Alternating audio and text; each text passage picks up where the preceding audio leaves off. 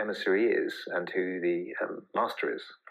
Yes, but before I do that, I'll just explain the story behind the image of the master and his emissary, which was a hint I found in Nietzsche about a wise spiritual master who looked after a community so well that it flourished, and as it flourished and grew, he realized he couldn't look after all the business of the community himself.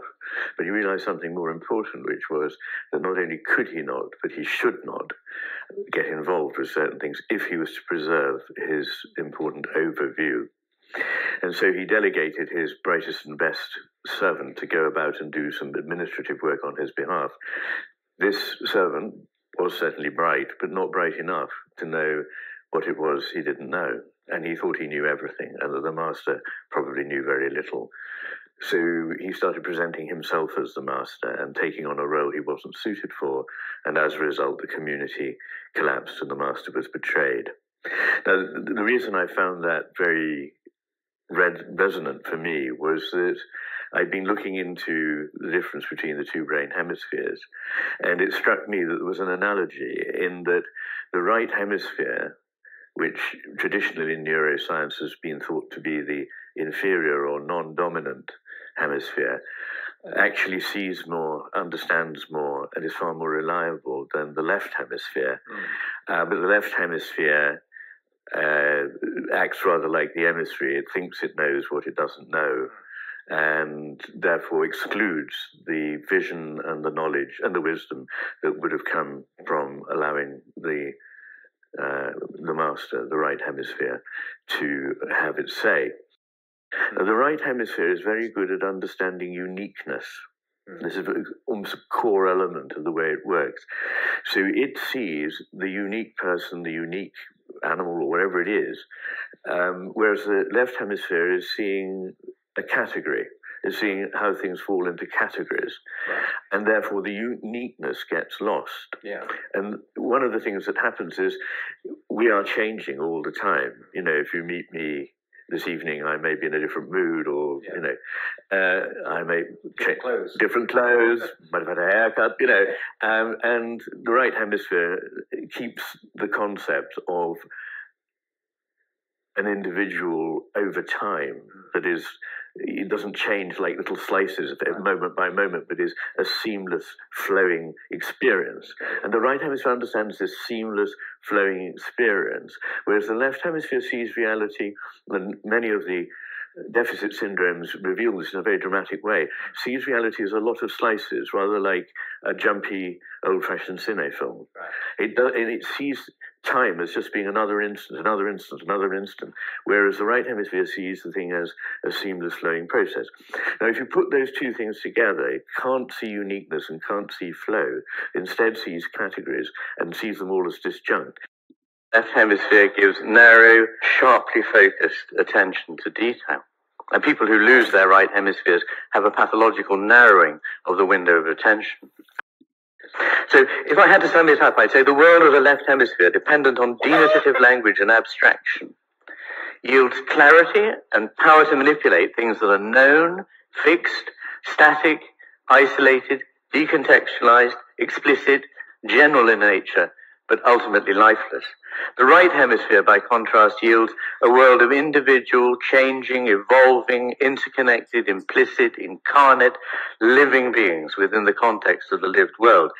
It's my suggestion to you that in the history of Western culture, things started in the 6th century BC, in the Augustan era, and in the 15th, 16th century in Europe, with a wonderful balancing of these hemispheres. But in each case, it drifted further to the left hemisphere's point of view. Nowadays, we live in a world which is paradoxical. We pursue happiness, and it leads to resentment, and it leads to unhappiness, and it leads, in fact, to an explosion of mental illness. We've pursued freedom, but we now live in a world which is more monitored by CCTV cameras, and in which our daily lives are more subjected to what de Tocqueville called a network of small, complicated rules that cover the surface of life and strangle freedom. So let's talk about the trauma type called flight. It's like full blast on, and we're often very hypervigilant. We believe deep down inside that doing, not being, is what makes us worthy and valuable people.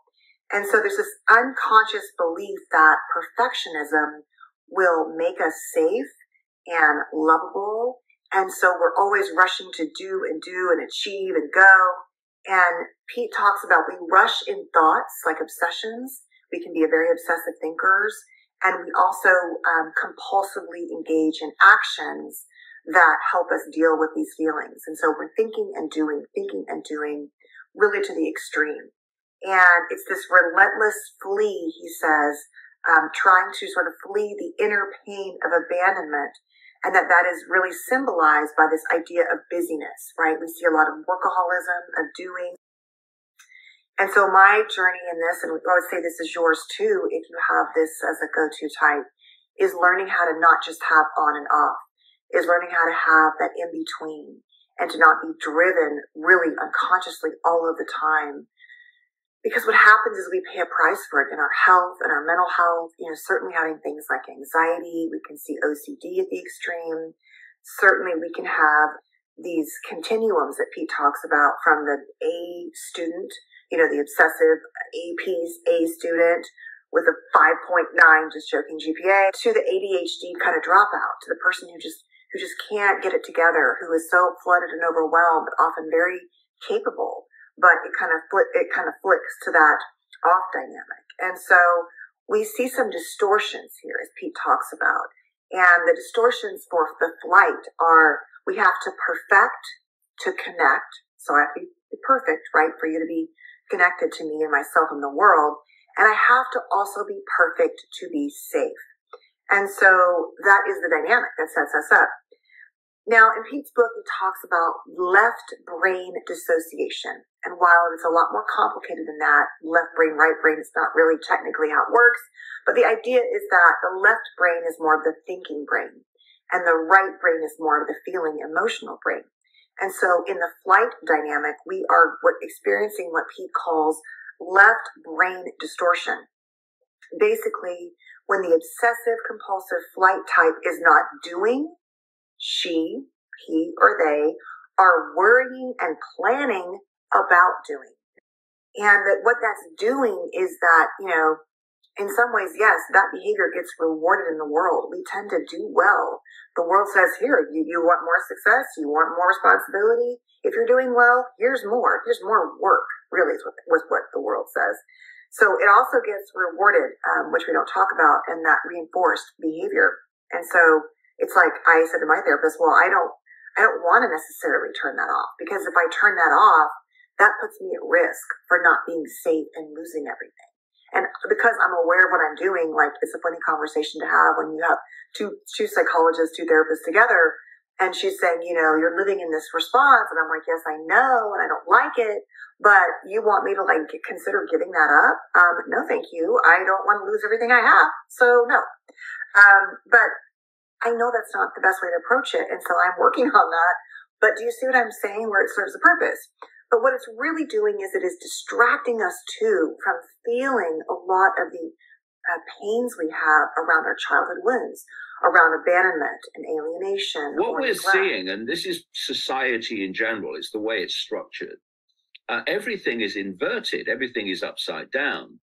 Today, I want to talk about the Stockholm Syndrome, also known as trauma bonding, and why this is important if you have been in a narcissistically abusive relationship, or what to look out for when you suspect that someone that you know is in one of these relationships. The Stockholm Syndrome came from a bank robbery in Stockholm, Sweden, where they found that the people who were captured ended up developing empathy and a sense of almost like wanting to defend their abuser, falling in love with their abuser, with their captor in this situation. And you can see how this applies to narcissistic abuse, to so many different situations, but in particular, narcissistic abuse. Why? Well, Stockholm Syndrome has 4 criteria. The first one being there's a perceived threat to your life, where the victim feels like the abuser or the captor could in fact kill them. And this might be a physical threat. They feel that they're actually going to die. They're going to kill their body. It might be a psychological threat. They might just fear that they're going to die. It might be a sense of like soul death, where they're destroying your soul, or a sense of identity theft, where they are destroying your entire sense of self. The second criteria of Stockholm Syndrome is an act of kindness. When the captor or abuser extends a small offer of kindness to the person being held hostage, to the victim in the relationship, that perceived kindness then tricks the brain, confuses the brain. The third criteria of Stockholm Syndrome is the isolation, where the captor or the abuser has isolated the victim or the hostage from the perceptions of other people. And this is a classic abuse maneuver where the abuser will always isolate the victim. They will triangulate people in your life away from you. They will make you jealous or paranoid or afraid of people in your life, people who actually care for you. They will physically isolate you. They might move you to a new place in some way, like get rid of your cell phone, somehow isolate you from connecting with the outside world. Or it might just be this very covert kind of manipulation where, say you spend most of your time with this abusive person, and like the rare times, like the one time, the rare times when you make plans to go see a friend, a sister, a brother, a cousin, someone who actually cares about you, you want to go do something with other people, they will purposely sabotage that. Like before you're going out, they will make you so upset that you either lose it and you feel so horrible that you can't even leave the house and you can't go out, and then they get you because they keep you stuck at home.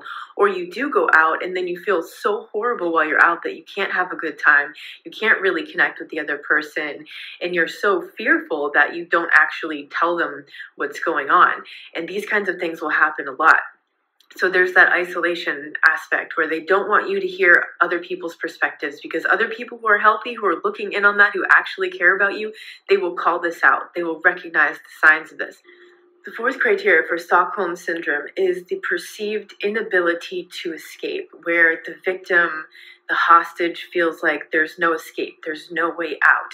This is where the learned helplessness comes in. The victim feels like it's hopeless, like they can never get out. Maybe they got roped in financially to this person. The abuser didn't want them to get a job, or told them to quit their job, or sabotaged their reputation at work and they lost their job, or just maybe they're self-employed, they're an entrepreneur, they have their own business, and they just feel so crappy because of all this abuse that they can't put that energy into their business. The business is failing. They don't have the financial resources to get out. So I hear this happening a lot, where people just feel this sense of helplessness, like they can't get out. They feel like they can't get out. And that's another part of feeling like you're trapped in this Stockholm Syndrome, in the trauma bond.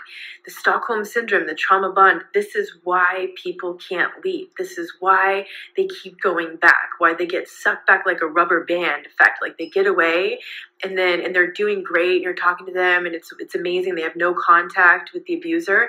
And then all of a sudden they hear from the abuser, and it's like that rubber band effect. They're right back in that relationship, and you're going, oh my God, all that progress, all that time that you got away, what happened?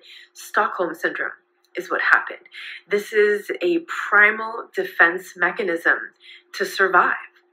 Right? It's like this is the primal method that the human brain and the nervous system reacts in these kinds of situations to keep you alive. And the hook here, like the real hook here, is that kindness, the perceived kindness. So, that goes along with that intermittent reinforcement, where at first the abuser idealizes and love bombs and gives you all this positive stuff. And then they start in with the devaluation, with the meanness, the cruelty, putting you down, all of that kind of behavior.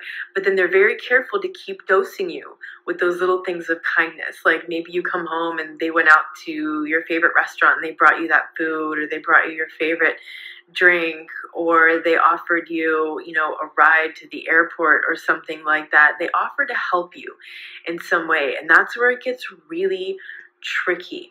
Do not accept help from people that you know are abusive, because that help always comes with an ulterior motive. Abusive people know that if they extend a small perceived kindness, which they don't care about, they don't mind doing that. They don't mind being all fake and pretending like this is something that they want to give to you. Like they just put that ego totally aside. Like there's no pride there. They're happy to help you. Why? Because they know it's going to hook you. They know if they do something kind, if they give you one of these gestures and you need their help, especially, they know that they got you. So be really cautious with that. I think the worst part about the Stockholm Syndrome is that what it really reinforces is that no one believes you, and especially if you're involved with one of these covert types of narcissists where, they're not overt, they're not out there, they're not out in the open about their narcissism, they're not bragging about their narcissism. In the community, they're pretending to be like this very exemplary figure, and everyone admires them and looks up to them and thinks amazing things about them, and maybe they appear to even have some kind of like normal role in the community or like some kind of, leadership position at work.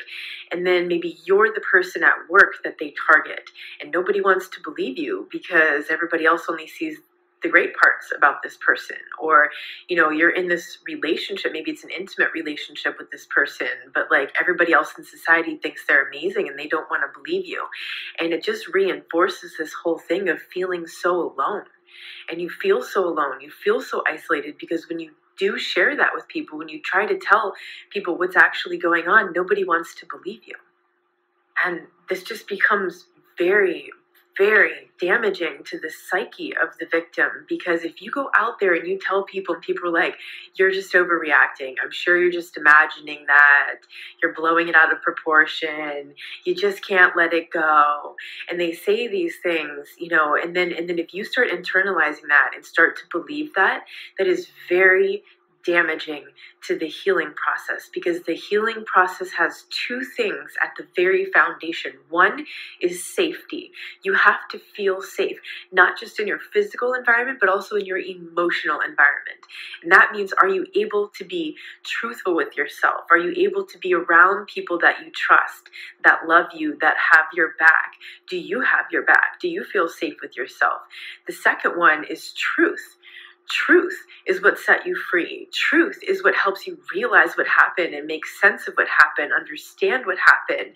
And sharing that truth with other people is paramount to the healing journey. That's why you need to have a support network, people who get it, people who understand, people who validate you, not like the societal temptation and pattern, which is to blame the victim for what happened, and if you're hanging out with people who won't allow you to speak your truth, if you're hanging out with people who don't believe your truth, you're setting yourself back from healing. You need to get away from those people.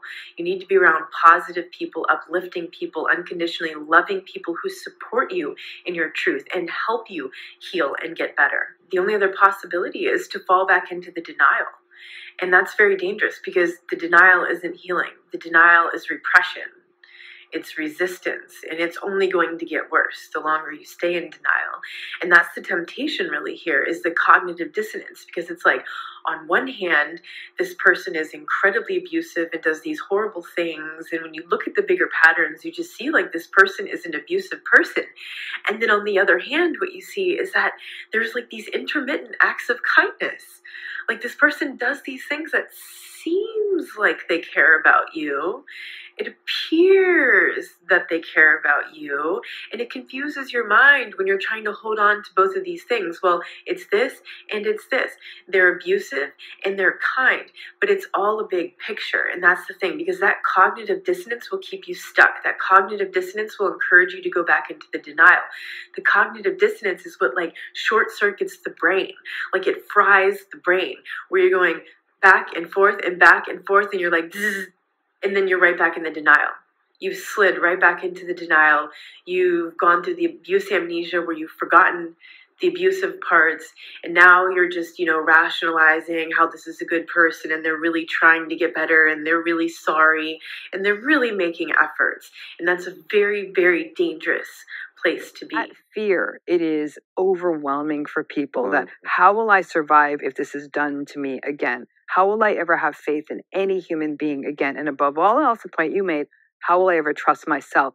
And that loss of trust in the self is what really bums me out, because now these are people who are saying they're still having trouble making decisions, or I've got bad judgment. And so a lot of the work and a lot of what I talk about in It's Not You is the fine art of discernment. Mm-hmm. And my big point there, okay, everyone talks about wellness, wellness, wellness.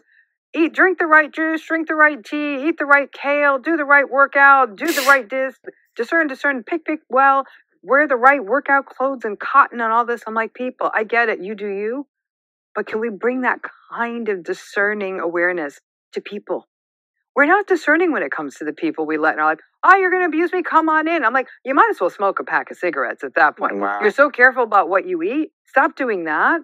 Eat junk food for all I care. Just be careful about who you let in. Don't allow emotional abuse to come in. Exactly. And don't enable and don't keep making those excuses. Like, we let toxic people in so close and fast. Why is that so common for people to make excuses for their partner's bad behaviors consistently, for how they treat them? Why do we allow that? Why do we excuse that? Why do we continue it? You love them. I mean, you love them. Do we love them, or is it a false sense of love? I think that then we get into a philosophical discussion is it of chemical is it love? bonded? Is it is it? You think you love them. Yes. You know, listen, if somebody behaves badly on a first date, they try to grab the waitresses and they yell at you and they scream at you and they curse at you. You're like, okay. You're probably not going to be in a second date with them. Not going to be a second date, third date even. You probably won't put up with it once you get deeper into it. Why though? Why do we put up with bad behavior after 3, 6 months to 3 years, and then we stay in it when we wouldn't have been in that relationship early on if they did that? One, I'd almost say, is more cognitive and almost behavioral economic and sort of sunk cost fallacy stuff. I've already put in 3 months into this relationship. It's such I look at more dating profiles like, oh, I got to make this one work. It's like you don't want to return the thing to the store. I'm like, we make this one work. Okay, there's that. Okay, but that's very cognitive. That misses what I think is more powerful, which is the somatic, physical things that happen in us. Old scripts get evoked. If you were a child who made excuses for an invalidating parent, if you were a child who had to cater to the needs of a parent, all those accommodations in you, those start. Your intimacy brings that out, right? Because a parental relationship has its form of intimacy. It's a closeness. It's a attachment. So those old scripts start getting activated, and our natural tendency to fix, to rescue, to excuse, to justify in the name of attachment, all of that kicks in pretty quick. So by the 3 months in, especially if there's things you like, you're attracted to the person, they're smart, they're clever, you have fun, you've gone on a nice trip, you like the sex, all of those things, which at some level are kind of superficial, they keep someone in the game, right? So in order to keep attached to this person that you're feeling, that you're enjoying, some of us are really good at those trauma bonded justifications. Mm-hmm. There's people out there, frankly, Lewis, who are actually good at 3 months out to say, this isn't healthy. And they can step away. They may not be as vulnerable to those internal accommodations made in family of origin. How do we become more what are the qualities of a discerning person? Mm-hmm. How do you know I have the skills, the tools, the emotional strength and courage to be discerning? What do those skills look like? What do those emotions look like? So I'm going to tell this. I'm going to go backwards on your answer here. I'm going to get to the sort of the nuts and bolts. I was recently talking with someone who said something so interesting to me, because a lot of what her and I talk about is discernment, right? And she said, I've become more discerning because I'm working with you and talking with you, but it means I'm slower. Like I deliberate on things, and I'm very aware of the trauma wounds that are brought up by big ticket decisions, right?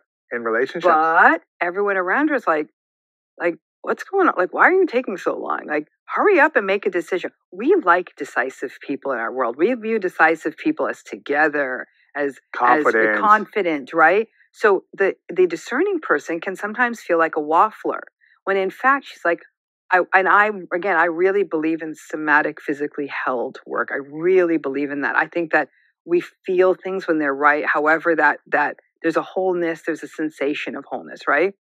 Discernment, number one, means slow the hell down. Let's talk a little bit about radical acceptance, okay? I'm going to read to you a little section from the book, as I do in these lives. It'll be brief, But there's a reason, because I think that just this one paragraph of the book, I remember going over it with the editor because I know a lot of people sort of struggle with this topic. And then I'm hoping this lays some things down so we can talk a little bit about radical acceptance, especially when you can't leave a narcissistic relationship. So here we go. Understanding acceptance means understanding both what acceptance is and what it is not. Acceptance doesn't mean you are signing off on what happened in your narcissistic relationship, and it's not submission or capitulation. Acceptance doesn't mean you are a doormat. Radical acceptance is acknowledging the reality of the narcissistic relationship landscape, and above all else, that their behavior is not going to change. Radical acceptance gives you permission to heal because you stop channeling your energy into trying to fix the relationship and instead focus on moving yourself forward. The alternative is to remain stuck in the unfounded hope that it could get better and stay in these invalidating cycles in perpetuity. Okay, so I really want to highlight some key elements there. Doesn't mean you're saying, do I have to accept this? I think we take accept as like, I'm okay with this, right? You are not okay with this. Radical acceptance is not saying, this is great. Sure, this is who you are. I'm going to accept who you are. Hell, you've been doing that for years. It is not that. It is acknowledging the reality of this. And let me tell you, that is not easy, right? Radical acceptance isn't like, oh, I read the chapter, now I'm there. It's, oh, okay, this is a thing and I'm going to have to adjust. And let me tell you, and again, the big issue is, listen, if you leave a narcissistic relationship, that's hard enough because there's still a part of you that wonders, are they going to change for the next person? Maybe it was me and they're now going to be much better with me out of their lives. No. And in fact, they've now lost a source of supply, and you were probably a pretty reliable source of supply too. Maybe it's they're gonna mellow. Maybe the thing that I thought was going to happen, the future faked thing, is going to happen, and no, none of that's going to happen. And again, the people who leave narcissistic relationships, I'm not going to sugarcoat it. You're at a market advantage in some ways because although you're going through grief over losing the relationship, you might be having to navigate the nightmare family court and custody and all of that. You might be having to deal with the shaming of a family who's like, how could you walk away? Don't you call them narcissistic? Nobody's perfect, and all that BS that they throw at you, right? So all of those different things could be happening. But the rest of you, especially if it's a breakup and you don't have to have contact with them, where you're like, no, not talking to my brother anymore. There'll be an initial like, ooh, a bit of grief and like, have I done the right thing? And you have to endure all the stuff. But then you're going to start feeling better. And I mean a lot better. Any of you listening to this who have gone no contact or pretty darn close to no contact or low contact with a narcissistic person in your life, you feel the difference. You feel it in your mental health. You feel it in your you don't ruminate as much. You feel healthier. You literally feel healthier. And I've seen the turnaround. I've seen clients who've left narcissistic relationships inside of 6 months, they just look healthier. And it's not because they lost weight or changed their hairstyle. They just look healthier because when we're living in that much chronic stress, especially interpersonal stress, we get sick. All right. The whole goal here, folks, is to lift the element of surprise. If you do radical acceptance right, it almost sort of becomes that sort of grudging recognition. Like, it's almost like I don't even know. It's a kid who's not toilet trained yet. They had an accident. Of course they had an accident. They're still learning, right? That's different because we feel compassionate towards that. And I'm not saying you're ever going to feel compassionate to the narcissistic person narcissisticking. I don't think you are. I don't think you're ever going to feel, and you shouldn't. You shouldn't feel compassionate to somebody who chooses to gaslight you, who chooses to triangulate, who never takes responsibility, who constantly thinks it's everybody else and it's not their fault, whatever it may be. You should never be okay with that. It's never going to be easy, but it's sort of like, of course, this is what happened. Having these things happen that all required radical acceptance. And this is why I really show you how important it is and how hard it is, right? And how it ended up helping me on the back end, because this is raw for me, okay? That we radically accept, but even if we leave the door, you guys, a tiny bit cracked, like that little bit of light that comes in if you leave it from the hallway, if you're sleeping, even that will mess you up. Okay, even that little crack will mess you up, because it almost doesn't matter whether you leave the door wide open or it's a tiny crack. If there's a possibility that this person could have done right, and you're 99% of the way there on the radical acceptance that they can't, and then they don't, it still stings and it still hurts. That's why absolute radical acceptance is extraordinary. Honestly, if you could get there, I have a guarantee you will heal. And I know, because I have relationships like that. I'm at 100%. And when I'm with them, I might get a headache just because it's like a loud noise. I mean, you're getting a headache because there's a loud noise, but the loud noise isn't personal. But when you're not fully there, even that little crack of hope does you in. And so when that person does the bad thing, it's happened in many forms to me this week, you feel this sort of loss of everything. You loss of faith, loss of belief in people, and above all else, and this is the part, like, again, it was almost like a living lab, like the universe is saying, girl, we're going to do this to you. So if you're going to talk to people about this, you better feel it. It's this loss of faith in yourself. And I was crying for a long time yesterday to multiple different sets of people. And the theme when I sat down last night before I went to bed that came up was, it was me. It was like, it was me. It was me the whole time, right? It was me. Maybe if I was better, maybe if I was cooler, maybe if I was hipper, maybe if I was whatever, right? Then these people would have done, been what I wanted them to be, or showed up the way I wanted them to be. They've done it for other people. That was, I'm saying, like, that was sort of the schema in my mind. So it had to be me because other people were getting it. But the penny drop moment for me at about 8:15 last night, when I just was like, I just crawled into bed, pulled the covers over my head, was, no, they were the common denominator. Whatever thing about them, this was never really about me, right? It was about the people who did this. And I'm not saying these people are necessarily narcissistic. They're definitely in the neighborhood, but some of them are. But it was that sense of, you actually still believed a little bit. That's the only part I'm going to pin on myself. But even then, everyone around me was telling me, believe in that. You're reading it wrong. You're not right. It's going to be okay. So in a very short period of time, I learned how powerful the enablers are at nudging that door open. Think of it. You're in a family system. You're like, I radically accept that my sister is going to screw up this day. I know it. I'm prepared for it. I've got my exit plans. I've done the thing I need to do with the kid. I am fully in. And then, like, a cousin you like, is like, no. You know what? I've been spending a lot of time with your sister for the last few months. She's getting cool. Like, I actually think today's going to be good. We even had a gentle talk, but it's going to be good. Like, it's going to be good. And you love the cousin. You respect the cousin, right? You're like, okay. And the door cracks open. You're still 99% of the way there. And would you know, sister goes there in every way. And you know what? You weren't prepared for it, right? So it was a sucker punch at the end of the day. And sucker punches hurt. That's, I guess, why they're called sucker punches, right? I think we can take a punch if we prepare ourselves for it, right? But if we aren't preparing a punch, they knock the wind out of us. And that's what radical acceptance does. It sets us up for a sucker punch if we don't do it. So if we don't radically accept, that's what we're set up. We're not people who box, like, you learn your way, your stance, your posture. You learn to take the punch. You build up your muscles. You train like a fighter. And the surprise is what we're trying to avoid. So you're thinking, well, that's a hell of a way to live. It means, in a way, I'm hypervigilant. You're not hypervigilant. It's not that you're waiting, because you can't really prepare for it per se. It's that when it happens, it's almost like those of you who live in rainy climates, whether it's Seattle or London or anything like that.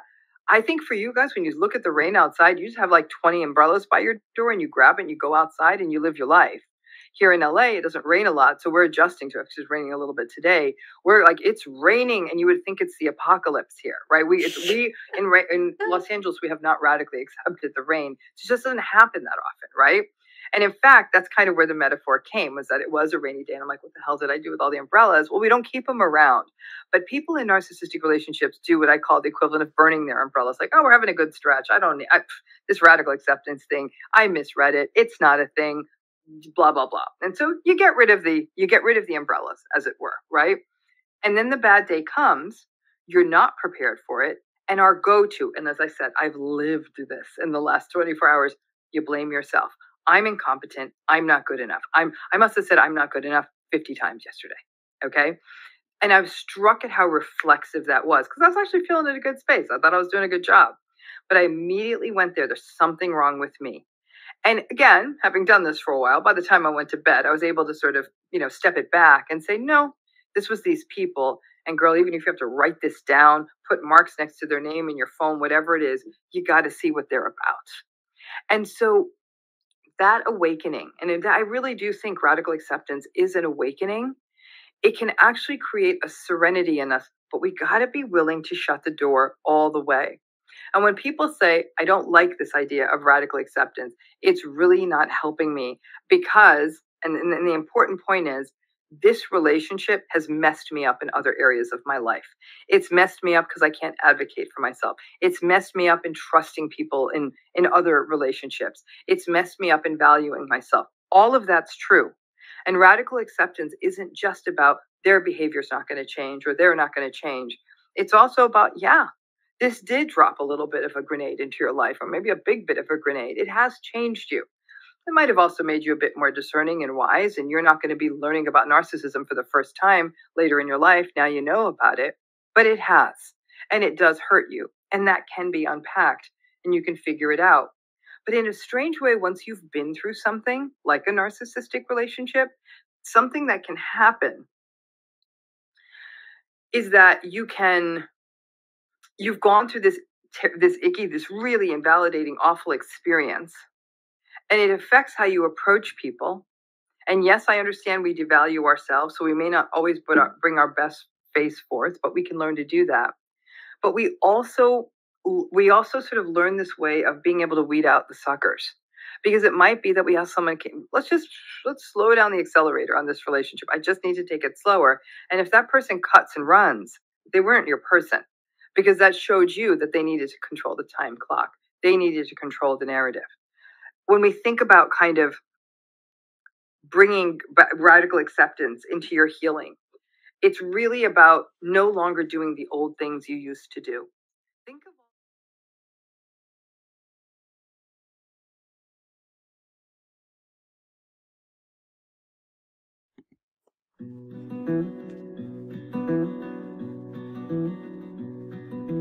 When I go, don't cry for me. In my Father's arms I'll be. The wounds this world left on my soul will all be healed and I'll be whole.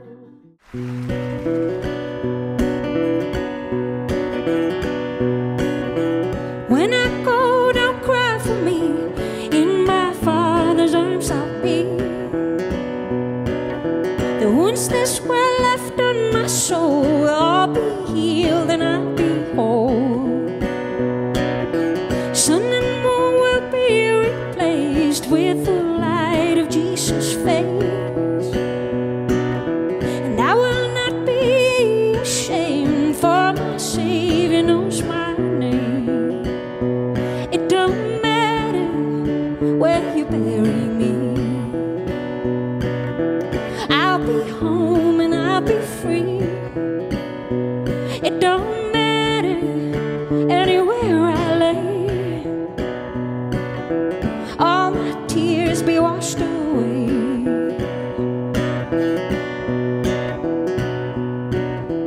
Gold and silver blind the eye, temporary riches lie.